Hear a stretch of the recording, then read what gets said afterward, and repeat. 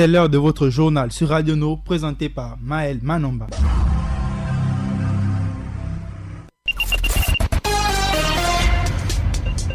Assalamu alaikum auditeurs de la radio au service du développement.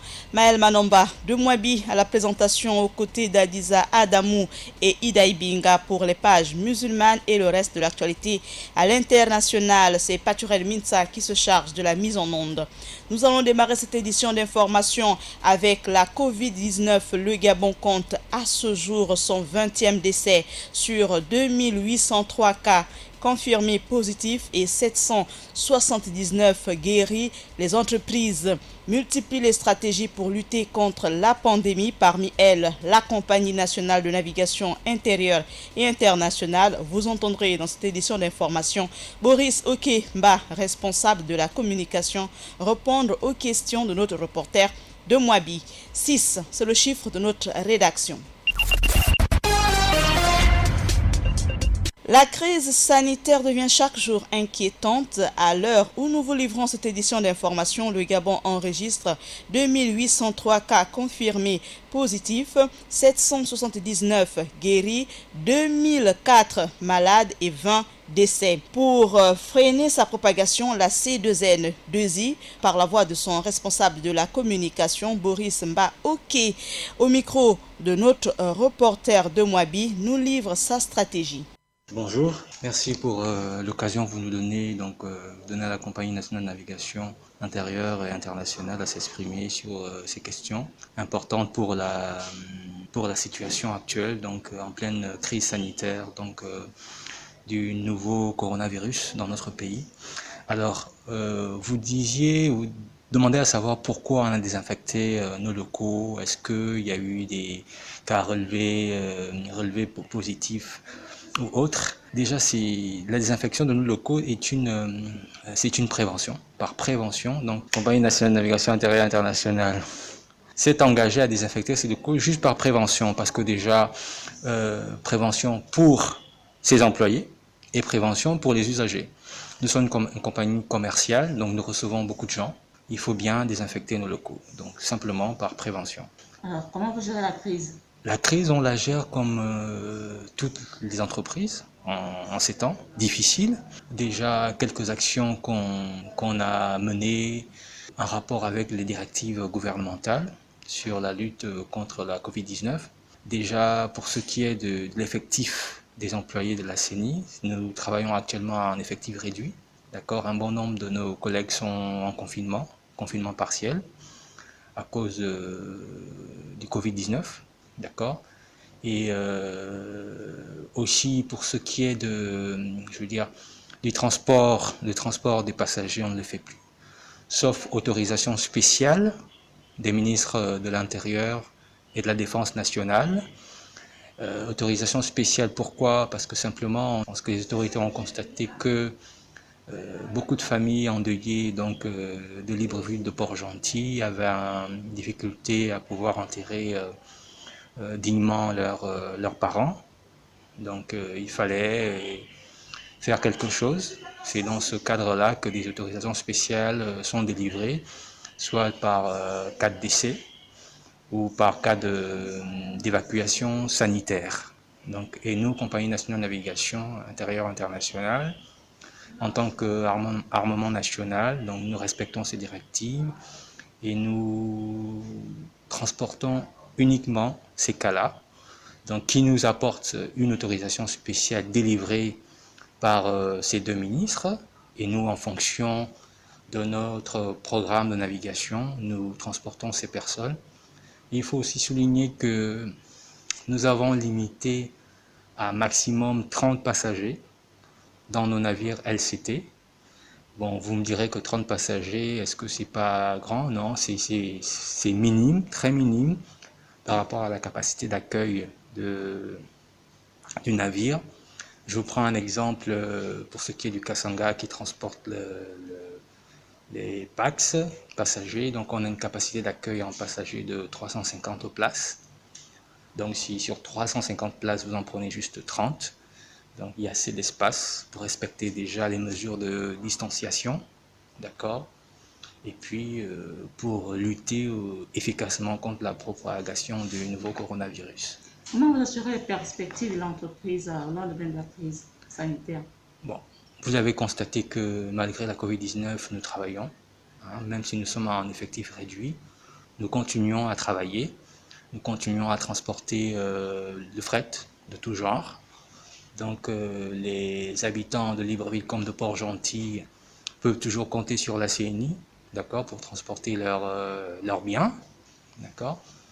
Et nous pensons que juste après la Covid-19, le service va continuer, peut-être avec beaucoup plus, je veux dire, une masse horaire beaucoup plus importante, parce que là, on est contraint de fermer nos agences commerciales plus tôt, 14h30, et voilà. Mais après la Covid-19, le service va reprendre et nous espérons très vite reprendre le transport des passagers. Merci. Un mot certainement pour les usagers, la clientèle, qu'elle soit rassurée, qu'on voyage toujours en toute sécurité sanitaire, parce que vous avez désinfecté. Voilà. Bien sûr, on a, en tant qu'armement national, on a cette obligation déjà de protéger nos usagers, de les transporter, et ça c'est dans le cadre de transport de personnes, dans des meilleures conditions de sécurité, et sécurité, maintenant on parle de sécurité sanitaire, parce que voilà. Et je vais revenir en parlant de la désinfection. Donc c'est dans ces stratégies-là de rassurer nos usagers que nous avons tenu à désinfecter nos locaux. Et il faut aussi dire que nous avons commencé la première étape ici à Libreville, au siège Port-Bol. Nous enchaînerons avec le site à Cayet, ici à Libreville, enfin avec Port-Gentil. Donc nous comptons désinfecter tous nos locaux à Libreville et Port-Gentil. Donc rassurer nos usagers que nous sommes ouverts tous les jours à des heures réduites, par exemple de 8h30 à 14h30. Ils peuvent toujours venir déposer leurs colis, d'accord, des petits comme des grands colis, des conteneurs, voilà. On est là pour eux et pour des cas spéciaux comme des évacuations sanitaires, des enterrements.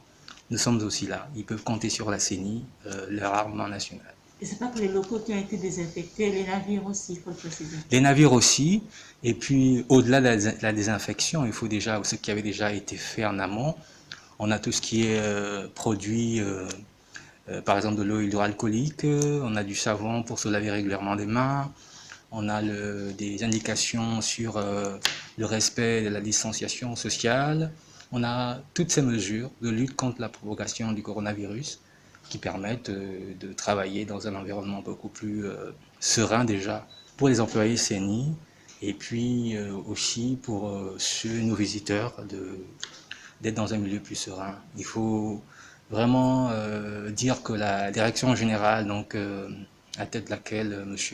Karl Gebaboutoundou veille à cela, veille à ce que la CNI, au-delà de cette situation, reste une compagnie compétitive, d'accord, une compagnie nationale, parce que nous avons ce rôle à jouer et puis toujours rassurer nos compatriotes.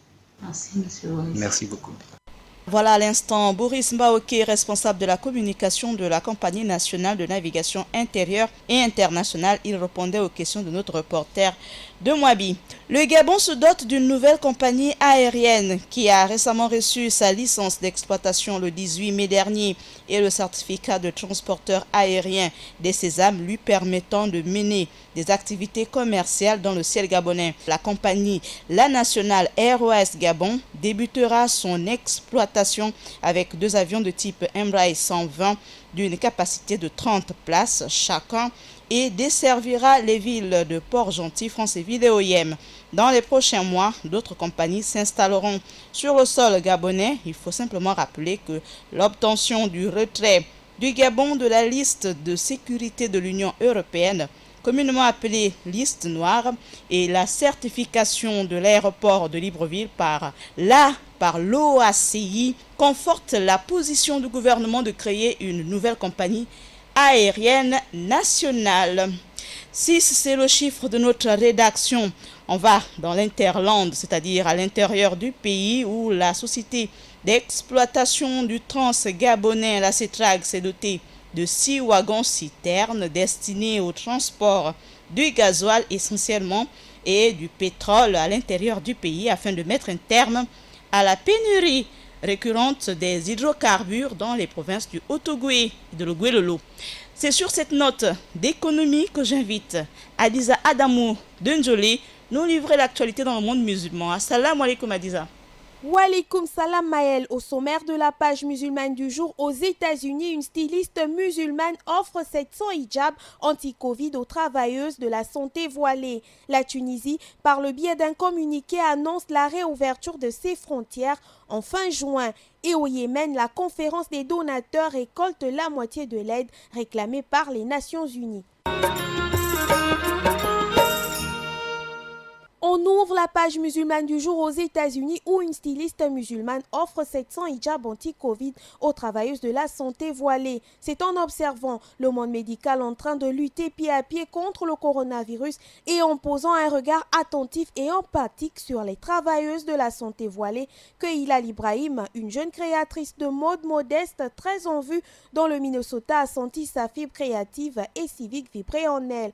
Dans son atelier de couture, attenant à sa boutique très prisée des femmes musulmanes qui privilégient l'élégance tout en pudeur, elle a posé sa griffe sur 700 hijabs parfaitement hygiéniques et déclinés aux couleurs de l'arc-en-ciel avec une touche de noir et beige en plus. Des hijabs spécialement conçus anti-Covid qu'elle a offerts gracieusement à ses coreligionnaires dont elle ne cesse de vanter les mérites et les prouesses. L'actualité du monde musulman, c'est aussi la Tunisie qui annonce la réouverture de ses frontières en fin juin. Dans un communiqué, les autorités tunisiennes ont annoncé la réouverture des frontières maritimes, terrestres et aériennes pour le 27 juin. Les déplacements entre les différentes villes interdites depuis le début du confinement pourront reprendre dès jeudi.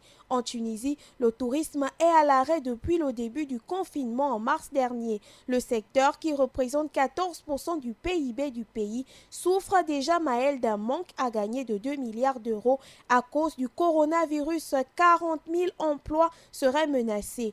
Le communiqué indique également de nouvelles mesures concernant les Tunisiens rapatriés de l'étranger. On termine au Yémen où la conférence des donateurs récolte la moitié de l'aide réclamée. La conférence des donateurs sur le Yémen n'a récolté que la moitié de 2,4 milliards de dollars réclamés pour tenter de mettre fin à la crise humanitaire dans ce pays. Le Yémen est en guerre depuis 5 ans et en est outre frappé par le coronavirus. 1,350 milliard de dollars, selon l'ONU, c'est tout ce qui a pu être récolté pour le Yémen. Moitié moins qu'espéré, moitié moins que l'an dernier. Pourtant, Antonio Guterres, le secrétaire général des Nations Unies, avait lancé un cri d'alarme avant le début de cette conférence qui s'est tenue exceptionnellement par vidéo interposée. Une trentaine de programmes venant en aide aux Yéménites pourraient mettre la clé sous la porte, faute de financement. Et le Yémen en a plus que besoin. Dans ce pays en guerre depuis plus de 5 ans, 80% de la population vit de l'aide humanitaire. Voilà donc l'actualité du jour dans le monde musulman. Nagode Adiza Adamou de Njolé pour toutes ces informations liées au monde musulman.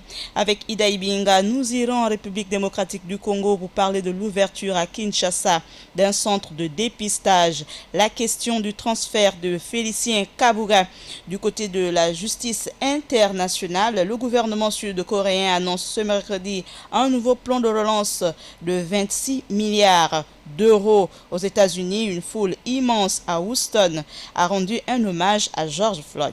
Assalamu alaikum Ida Ibinga. Wa alaikum salam Maël. Voici le développement des titres.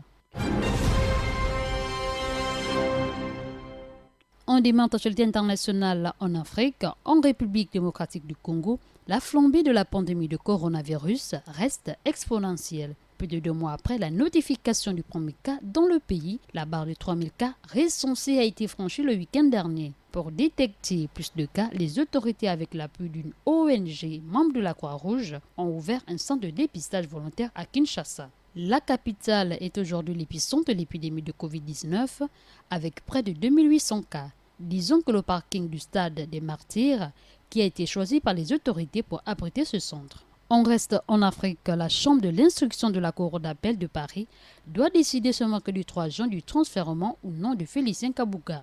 vers le mécanisme chargé de juger les derniers Rwandais mis en accusation par le tribunal pénal international pour le Rwanda, poursuivi pour 7 chefs d'accusation de génocide, crimes contre l'humanité et crimes de guerre. Félicien Kabuga a été arrêté le 16 mai dernier en banlieue parisienne. Ce n'est qu'une étape dans l'affaire Kabuga, soulignant que la chambre d'instruction devrait donner son feu vert à la remise de l'accusé au mécanisme. Ses avocats pourraient ensuite se pourvoir en cassation. Les juges auront 2 mois pour confirmer la décision de remise.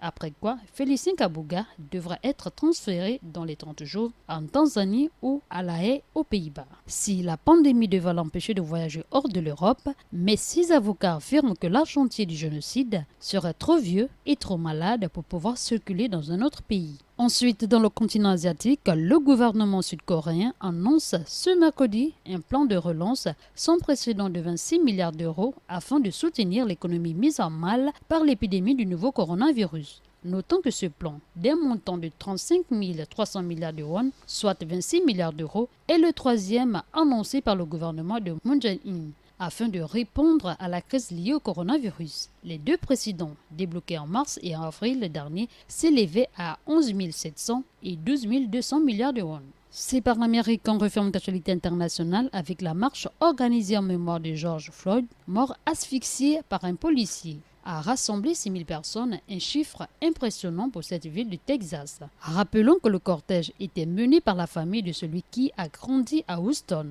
Ils sont nombreux à porter des t-shirts à l'effigie de George Floyd avec des mots, je cite, « Je ne peux pas respirer ».